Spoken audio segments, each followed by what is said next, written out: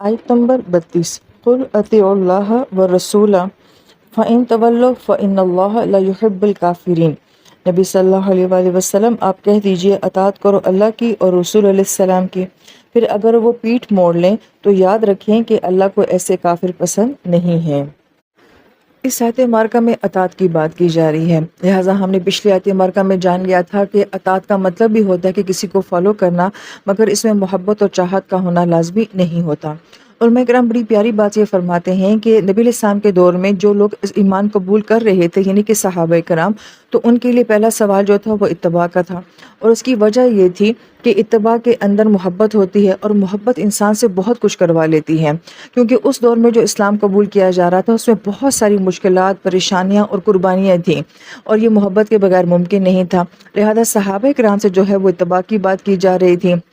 لیکن یہاں پہ بڑی پیاری بات علماء کرام یہ فرماتے ہیں کہ جب اللہ تعالیٰ کی طرف سے ہمیں یہ آپشن ملتی ہے کہ تم اطاعت کرو اللہ اس کے رسول کی، تو اطاعت کے اندر محبت کا ہونا لازمی نہیں ہوتا۔ تو اگر کوئی انسان یہ کہتا ہے کہ میں تو صحابہ کرام کی طرح نہیں ہوں، یا ایون یہ کہ کوئی انسان یہ بھی کہہ دے کہ مجھے اپنے دل میں ویسے اللہ کی محبت محسوس نہیں ہوتی، یا نعوذ باللہ نبی علیہ السلام کی ویسی محبت جو ہے وہ محسوس نہیں ہوتی، یا مجھے دین کے اندر کسی قسم کی کوئی کشش محسوس نہیں ہوتی، اور یہ بہت بڑے الفاظ ہیں مگر حقیقت ایسی ہی ہے۔ ہم اپنی نئی نوجوان نسل کو دیکھیں، اپنے آپ کو بھی دیکھیں، تو یہ ساری بات جو ہے ہمارے معاشرے میں پائی جاتی ہے۔ اب میرے جیسا اگر کمزور انسان ہوگا تو وہ کہے گا جی آپ کیسی باتیں کر رہے ہیں، آپ تو مردود ہو گئے، آپ تو بہت بڑے گنہگار ہیں، آپ یہ کہتے ہیں کہ آپ کو اللہ سے محبت ہی نہیں ہے، نبی علیہ السلام سے محبت ہی نہیں ہے، واللہ عالم۔ لیکن بعض علماء کرام یہ فرماتے ہیں کہ اس آیت مبارکہ میں اللہ تعالیٰ کی ذات اتنی فراغت اور سخاوت کے ساتھ بات فرما رہی ہے کہ ان لوگوں کے لیے بھی ایک راستہ کھول دیا ہے، اور کہا ہے کہ ٹھیک ہے اگر تمہیں ابھی محبت محسوس نہیں ہوتی، شہد محسوس نہیں ہوتی ہے، تو کم سے کم اطاعت کے لیول پہ آ جاؤ،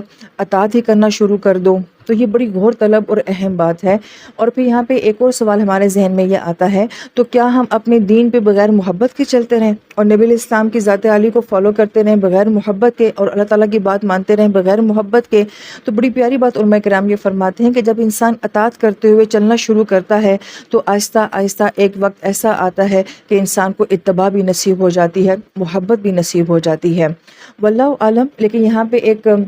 غور طلب بات جو ہمارے ذہن میں آتی ہے وہ یہ کہ دراصل میں ہم اللہ تعالیٰ کی ذات کو جانتے ہی نہیں ہیں، ہم قرآن کو جانتے ہی نہیں ہیں، ہم نبی علیہ السلام کی ہستی ان کی سیرت کو جانتے ہی نہیں ہیں۔ ہم جب نبی علیہ السلام کی زندگی کو پڑھتے جاتے ہیں تو وہ اتنی خوبصورت شخصیت ہیں، اتنی خوبصورت ہستی ہیں کہ ان کی اتنی پیاری عادات اور صفات اور اخلاق ہیں کہ کوئی بھی سلیم الفطرت انسان جو ہے وہ جب نبی علیہ السلام کی سیرت کو پڑھتا ہے تو وہ کہتا ہے کیا بہترین انسان ہے، کیا بہترین ہستی ہیں، تو خود بخود ان کی عقیدت اور محبت دل میں آتی جاتی ہے۔ ہم جو قرآن کا مطالعہ کرتے جاتے ہیں ہم کہتے ہیں یہ اتنی پیاری کتاب ہے، یہ اتنی خوبصورت کتاب ہے، اس میں یہ ساری باتیں بھی ہوتی ہیں، تو وہ کتاب جو ہمیں پڑھنے سے پہلے بہت مشکل لگ رہی ہوتی، جب ہم اس کو فالو کرنا شروع کرتے ہیں تو ہمیں لگتا ہے یہ تو بہت آسان ہے، اس کے اندر تو ہماری زندگی، ہماری حیات ہے۔ اسی طریقے سے ہم جب نبی علیہ السلام کے ذریعے، قرآن کے ذریعے اللہ تعالیٰ کی ذات کو پہچاننے یا جاننے کی کوشش کرتے ہیں تو ہم جو اللہ تعالیٰ کو جانتے جاتے ہیں ہمارے دل میں اللہ تعالیٰ کی عظمت اور محبت آتی جاتی ہے۔ تو گویا کہ انسان اگر اطاعت کے لیول پہ بھی آ جاتا ہے تو اس کو بھی اللہ تعالیٰ قبول فرما لیتے ہیں۔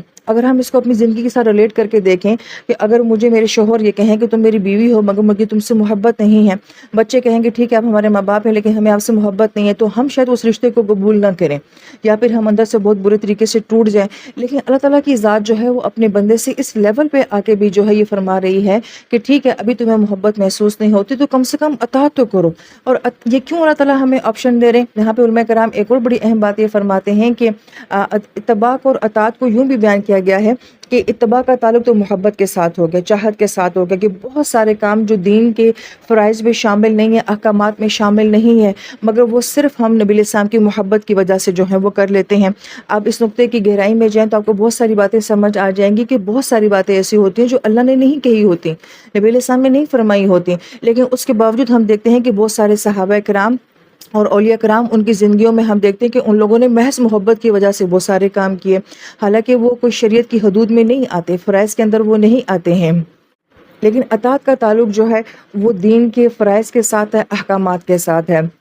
اس لیے علماء کرام یہ فرماتے ہیں کہ اطاعت جو ہے وہ ہر حال میں ضروری ہے، اتباع نہ بھی ہو تو اطاعت ضرور ہونی چاہیے، یعنی کہ ہمیں دین کے فرائض کو ماننا پڑے گا، ان کے احکام کو ماننا پڑے گا، چاہے وہ ہمارے مزاج کے خلاف ہوں، ہماری زندگی کے خلاف ہوں، ہمیں سمجھ آتے ہیں یا نہیں آتے ہیں۔ اور یہ اتنی گہری بات ہے، اور بالخصوص آج کے دور کے لحاظ سے کہ جب بہت زیادہ اشکالات اور سوالات آتے ہیں دین کے بارے میں، تو اس وقت میں بھی یہ کہا گیا کہ ٹھیک ہے اگر تمہیں اشکالات آتے ہیں، اعتراض نہیں ہونا چاہیے، سوال کی گنجائش ہے، لیکن اگر تمہیں ابھی کوئی فیلنگز نہیں بھی محسوس ہوتی ہیں، لیکن اس کے باوجود بھی اگر تم فالو کر لو گے، دین کو فالو کر لو گے، اللہ تعالیٰ اس کو قبول کر لیں گے۔ لہٰذا مجھے نماز میں مزہ آ رہا ہے نہیں آ رہا، میری کیفیت بن رہی ہے نہیں بن رہی، اگر میں اللہ کے سامنے کھڑی ہوں، میں نے حاضری لگا دی ہے، جو میں کر سکتی تھی وہ میں نے کر دیا ہے، تو اللہ تعالیٰ انشاءاللہ تعالیٰ اس کو جو ہے وہ قبول کر لیں گے۔ تو پوری بات کا جو خلاصہ ہمیں سمجھ آتا ہے وہ یہ کہ اطاعت کا تعلق جو ہے وہ دین کے احکام اور فرائض کے ساتھ ہے، اور اتباع کا تعلق جو ہے وہ محبت اور چاہت کے ساتھ ہے، اور اطاعت کرتے کرتے انسان کو اتباع بھی نصیب ہو جاتی ہے، محبت اور چاہت بھی نصیب ہو جاتی ہے۔ پھر آیت مبارکہ کے آخر میں اللہ تعالیٰ یہ فرما رہے ہیں کہ بے شک اللہ تعالیٰ جو ہے وہ کافرین سے محبت نہیں کرتے۔ اب یہاں پہ سوال یہ آتا ہے کہ کافرین کا یہاں پہ کیا نام آ گیا؟ کیونکہ ظاہری بات ہے کافر تو نہ اتباع کرے گا نہ اطاعت کرے گا، وہ تو مسلمان ہے ہی نہیں، وہ کیوں اتباع یا اطاعت کرے گا؟ تو یہاں پہ بڑی اہم بات یہ ہے کہ اللہ تعالیٰ نے اپنے بندے کو ایک منیمم لیول بھی دیا ہے کہ اگر تم اتباع نہیں کر سکتے تو کم سے کم اطاعت بھی کرو، لیکن اگر کوئی اس منیمم لیول کو بھی جو ہے وہ قبول نہیں کرتا ہے تو گویا اللہ تعالیٰ نے اس کو مسلمان ہی شمار نہیں کیا، اللہ تعالیٰ نے اس کو جو ہے وہ کافرین کی صفت میں جو ہے وہ لا کے کھڑا کر دیا ہے۔ یہی وجہ کہ علماء کرام یہ فرماتے ہیں کہ اطاعت کا تعلق جو ہے وہ اسلام کے ساتھ ہے، آپ نے اسلام قبول کر لیا لہٰذا آپ کو اطاعت کرنی پڑے گی، اس کے احکام ماننے پڑیں گے، اور اتباع کا تعلق ایمان کے ساتھ ہوتا ہے، اور ایمان دل کی کیفیت کا نام ہوتا ہے، تو آہستہ آہستہ انسان کو جب اس کا ایمان گہرا ہوتا جاتا ہے تو اس کو اتباع بھی جو ہے وہ نصیب ہو جاتی ہے۔ لیکن اگر کوئی انسان یہ کہتا ہے کہ نہیں میں اطاعت بھی نہیں کر سکتا، تو اس کا مطلب ہے کہ پھر وہ مسلمان ہی نہیں ہے۔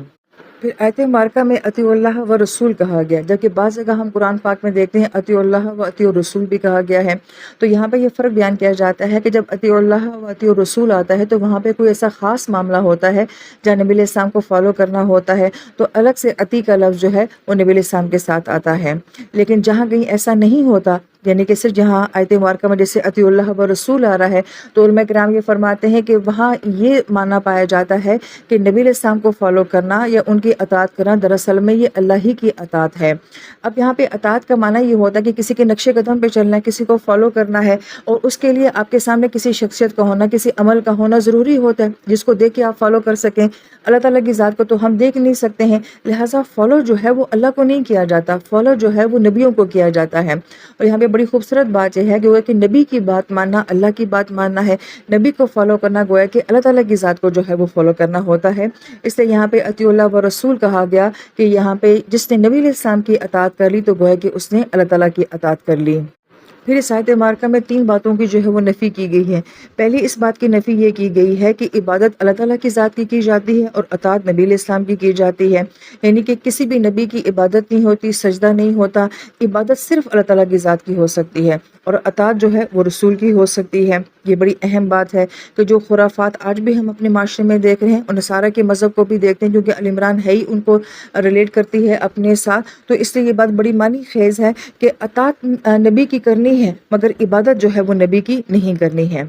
دوسری اہم بات یہ ہے کہ یہود و نصارہ یہ بات کہا کرتے تھے کہ ہم اللہ تعالیٰ کی ذات کو مانتے ہیں، ہم آخرت کو مانتے ہیں، تو کیا فرق پڑتا ہے اگر ہم نبی علیہ السلام کو نہیں مانتے؟ تو یہاں پہ یہ کہا جا رہا ہے کہ نہیں، نبی کو ماننا جو ہے وہ ضروری ہے، اور ظاہری بات ہے آپ اسی کی اطاعت کریں گے جس کو آپ نبی مانیں گے، جس کو آپ نبی نہیں مانیں گے آپ اس کی اطاعت کیوں کریں گے؟ تو گویا کہ یہاں پہ نبی کو ماننا بہت ضروری ہے۔ اور تیسری بات یہ کہی گئی ہے کہ نبی علیہ السلام کو وہ صادق اور امین کی حیثیت سے تو مانتے تھے، نبی علیہ السلام کا بہت اکرام کرتے تھے، نبی علیہ السلام سے یہ لوگ اپنے فیصلے بھی کروایا کرتے تھے۔ سارا مسئلہ کب ہوا ہے؟ جب 40 سال بعد نبی علیہ السلام یہ فرماتے ہیں کہ میرے پاس اللہ کا قرآن آیا ہے، اور اس کے بعد جب آپ کی زندگی شروع ہوتی ہے تو اختلاف وہاں سے شروع ہوتا ہے۔ تو گویا کہ نبی علیہ السلام کو ماننا ہے تو صادق اور امین کی حیثیت سے نہیں ماننا، بلکہ نبی علیہ السلام کو نبی کی حیثیت سے ماننا جو ہے وہ ضروری ہے۔ یوں تو کسی کو بھی نبی علیہ السلام کی شخصیت سے کوئی مسئلہ نہیں تھا، کوئی اختلاف نہیں تھا، کوئی اعتراض تھا ہی نہیں کسی کو۔ سارا مسئلہ اس بات سے تھا کہ نبی علیہ السلام یہ بات کیوں کہتے ہیں کہ میں اللہ کا آخری رسول ہوں۔ تو گویا کہ نبی علیہ السلام کو جو ہے ایک خوبصورت شخصیت یا ہستی کے طور پہ نہیں ماننا، بلکہ نبی علیہ السلام کو پہلے نبی کی حیثیت سے مان کے پھر ان کی ساری صفات کا جو ہے وہ اقرار کرنا ہے۔